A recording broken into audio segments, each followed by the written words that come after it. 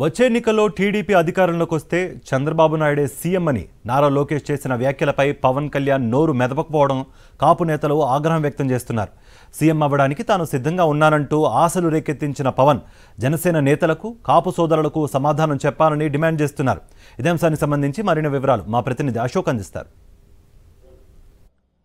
చంద్రబాబే CM అని చెప్పి లోకేష్ చేసిన వ్యాఖ్యలతో ఇప్పుడు జనసేన పార్టీ శ్రేణుల్లో ఒక అయోమయం నెలకొంది. అదే సమయంలో పవన్ కళ్యాణ్ ఎప్పటికైనా తమకు ఒక సీఎం అభ్యర్థిగా ఉంటాడనుకుని ఆశపడిన కాపు నాయకుల్లో కూడా ఒక అయోమయం నెలకొన్న పరిస్థితి. అయితే దీంతో ఈ విషయం మీద మాట్లాడదాం. మనతో పాటు కొంతమంది కాపు నాయకులు కావచ్చు, అలాగే పవన్ కళ్యాణ్ అభిమానించే అభిమానులు కావచ్చు, వాళ్ళందరూ కూడా ఉన్నారు. వారితో మాట్లాడే ప్రయత్నం చేద్దాం. సార్ చెప్పండి, లోకేష్ చేసిన ఈ వ్యాఖ్యల్ని ఎలా చూస్తారు?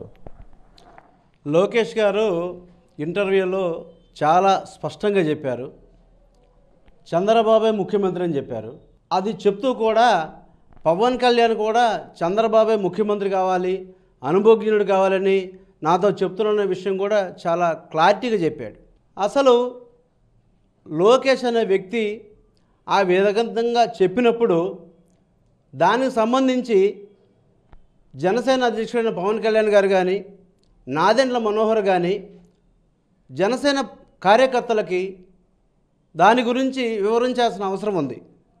ఎందుకంటే నాదెండ్ల మనోహర్ అనే వ్యక్తి జనసేన పార్టీకి సంబంధించి చాలా కీలకమైన పదవిలో ఉన్నాడు.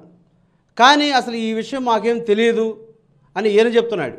ఈ విషయాలన్నిటి మీద కూడా జనసేన అధ్యక్షుడు పవన్ కళ్యాణ్ గారు జన సైనికులకి సమాధానం చెప్పాల్సిన అవసరం ఉంది. అసలు తెలుగుదేశం పార్టీ కాపులకి ఏమి చేసిందని చెప్పేసి కాపులు వాళ్ళకి ఓటు వేయాలి.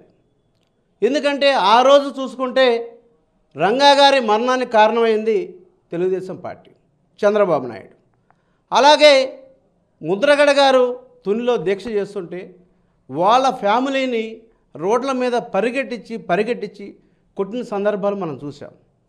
అలాగే వాళ్ళని అనరాని భాషల్లో బూతులు తిడుతూ వాళ్ళని జైల్లో పెట్టి నానా హింసలు గురి చేశారు. కాపు సోదరులారా, మీరందరూ కూడా ఒక్కసారి మీరు మనసు పెట్టి ఆలోచించండి. కాపులకి తెలుగుదేశం పార్టీ ఏ రోజు కూడా మనస్ఫూర్తిగా సహకరించాల. కాపులను వాడుకుంటుంది, పవన్ కళ్యాణ్ని అడ్డం పెట్టుకుని కాపులను వాడుకుంటుంది. పవన్ కళ్యాణ్ కూడా కాపు జాతి మొత్తాన్ని కూడా తెలుగుదేశం పార్టీ కాళ్ళ దగ్గర తాకట్టు పెట్టే ప్రయత్నం చేస్తున్నారు. కాపు సోదరులు ఎప్పుడు పౌరుషంగానే ఉంటారు.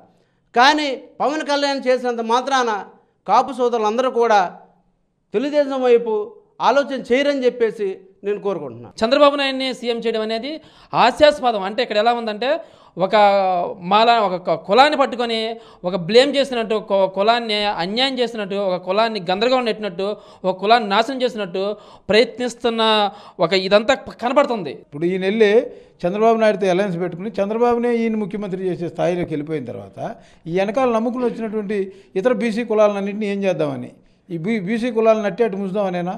ఇప్పుడు పవన్ కళ్యాణ్ 20-15 తీసుకుంటాడు అనుకోండి చంద్రబాబు దగ్గర, అవి ఎవరికి ఇచ్చుకుంటాడు? బీసీ ఎస్సీలకి దాంట్లో ఏం వాటా ఇస్తాడు? కాపులకి ఎంత వాటా ఇచ్చుకుంటాడు దాంట్లో?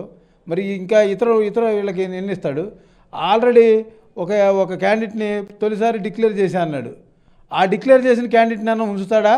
అతను కూడా తెలుగుదేశానికి అమ్మేస్తాడా? పవన్ కళ్యాణ్ కరెక్ట్గా సమాధానం చెప్పాలి. రాజకీయాలంటే ఒక సినిమాలో ఒక పాత్ర, ఇంకో సినిమాలో ఇంకో పాత్ర పోషించినంత ఈజీ కాదు. జోగయ్య గారు ఇచ్చినటువంటి ఉత్తరానికి వివరణ బహిరంగంగా ఇవ్వాల్సినటువంటి అవసరం పవన్ కళ్యాణ్కి ఉంది.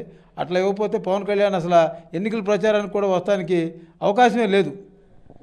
అయితే పదే తనను సీఎం చేయాలని కోరిన పవన్ కళ్యాణ్ ఈరోజు లోకేష్ చేసిన వ్యాఖ్యల మీద మాత్రం ఖచ్చితంగా సమాధానం చెప్పాలి. అతను నమ్ముకున్న జన సైనికులు కావచ్చు, పవన్ కళ్యాణ్ సీఎం అవుతాడని ఆశపడిన కాపు సోదరులకు కావచ్చు, ఖచ్చితంగా పవన్ కళ్యాణ్ సమాధానం చెప్పాల్సిన పరిస్థితి అయితే ఆసన్నమైందని మనం చెప్పొచ్చు. కెమెరా పర్సన్ వెంకటతో అశోక్, సాక్షి టీవీ, విజయవాడ నుంచి.